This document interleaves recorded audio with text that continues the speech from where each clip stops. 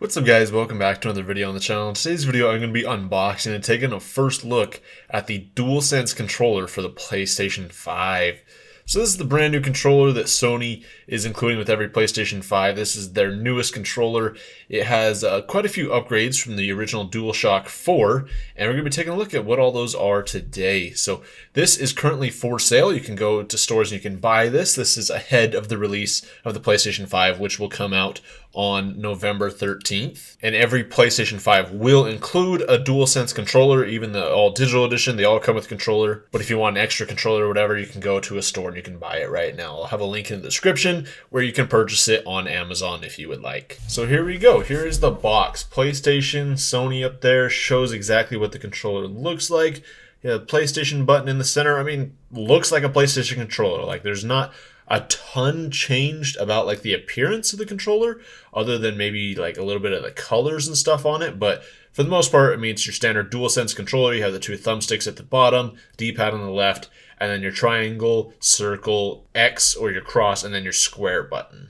On the side of the box, it says it's compatible with the PlayStation 5. Now, I am not actually certain about that. I'm not sure if it's only compatible with the PS5 or if you can possibly use it on the PlayStation 4. I believe it was back with the DualShock 4. You could actually use a DualShock 4 on a PlayStation 3 or something like that. I know that there was some sort of mix and match with these peripherals with different hardware. Don't quote me on that, but I'm pretty sure you could use a DualShock 4 on a PlayStation 3. But at least according to this image, the only compatible hardware is a PlayStation 5. The other side just tells us what kind of DualSense controller we get. Apparently it's the CFI ZCT1W. And of course it includes a controller and an instruction manual. On the back here, it says, heighten your senses. Discover a deeper, highly immersive gaming experience that brings the action to life in the palms of your hands. So these are the new features of the PlayStation DualSense controller. It has haptic feedback, which, as it says here, feel more with physically responsive feedback to your in-game actions. It has adaptive triggers, experience varying force and tension when interacting with your in-game gear and environment. It has a built-in microphone, that's actually pretty cool. And has signature comfort. Enjoy an intuitive design featuring enhanced sticks and touchpad. And then at the bottom it gives a bunch of caveats on this controller. But yeah, let's go ahead and let's take a look at this controller and what we have to offer here. So it's in this smaller box inside this bigger sleeve. So if we take the sleeve off, then we get the main box. And it looks like we open up from this side. There we go. There's our DualSense controller right there. We have our instruction manual. And it doesn't look like it includes a USB cable with it. Interesting. But here we go. We have our DualSense controller itself.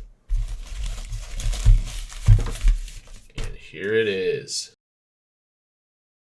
Alright. Wow. First impressions is probably with the thumbsticks. The thumbsticks seem to have a little bit of a new grip on them, which is actually kind of neat. Looks to be a little bit grippier, which I personally like. I like when the thumbsticks have grip on them. I personally use Control Freaks just so I can have that extra grip. We have our speaker.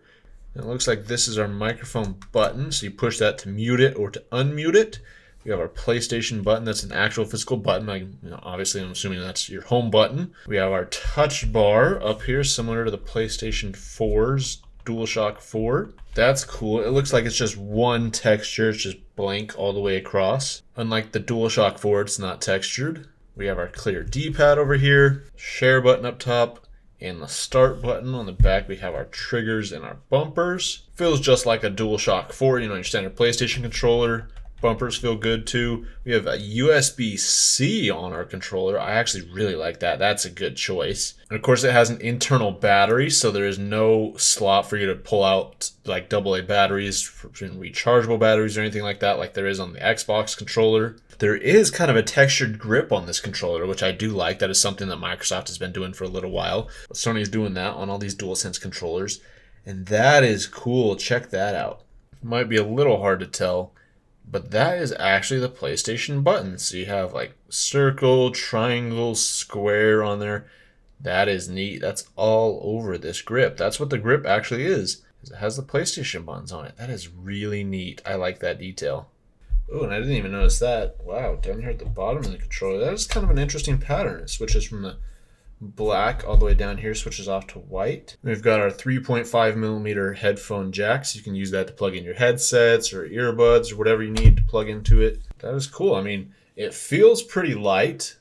It's definitely lighter than an Xbox controller. I'm really liking this grip on the back. That feels really good. I enjoy that on any controller, whether it's an Xbox or a PlayStation controller. I like the grip on it. It helps your fingers stay gripped up to the controller. So even when you're in intense gaming moments, your fingers don't slip off. The thumbstick grip is also really nice too. Thumbsticks feel stiff, as with any new controller, but over time we're gonna have to see if stick drift becomes an issue. Touch bar has the same clickiness as the DualShock 4, feels just like that. Buttons feel good, just the same as last generation. And speaking of last generation, let's take a quick sneak peek at the differences between these two controllers. So I'm planning on doing a whole full separate video going over the differences between the DualShock 4 and the new DualSense controller. But just at a glance, I mean, the main differences here are definitely like the color differences. We have the pattern where this is like a solid matte black, and then we have kind of a grippy finish back here. This controller kind of has one, but it isn't actually that effective at all. This has the grippy thumbsticks, which I like. The home button is different. They both have a PlayStation logo for their home button, but this one is a cutout logo rather than just a circle with the logo embossed on it. Of course, this one has the microphone built into the controller. They both have the 3.5mm headphone jack, although this one has another port on here for headsets and other accessories, whereas this controller, the DualSense, does not. They both have a touch bar at the top, as well as speaker holes on the controllers. Both have your share button and your start buttons. D-pads, of course, remain the same. Buttons are all the same. Then another difference comes down to the fact that the DualShock 4 has micro USB, which I am not a fan of. I hate this connector so much. And then DualSense has this beautiful USB-C. As for weight, the DualSense does feel heavier than the DualShock. And that's about it for differences. We're going to have to test battery life in a separate video. As I mentioned, we're going to be comparing the two controllers extensively. But that is it. It also, I believe, the controller also kind of has a light bar here. It's definitely not as pronounced as the DualShock 4's. That is pretty much it. That is the DualSense controller for the PlayStation 5. Hope you guys enjoyed this quick unboxing and overview of the controller. Once again, I will be comparing this against the DualShock 4 in an extensive video, and I'll have a lot more PlayStation coverage coming up on the channel as well. Thank you all so much for watching. If you guys enjoyed this video, let me know with a comment down below. Give the video a thumbs up if you enjoyed, and subscribe to the channel if you are new around here. Thank you all so much for watching. I'll see you next time.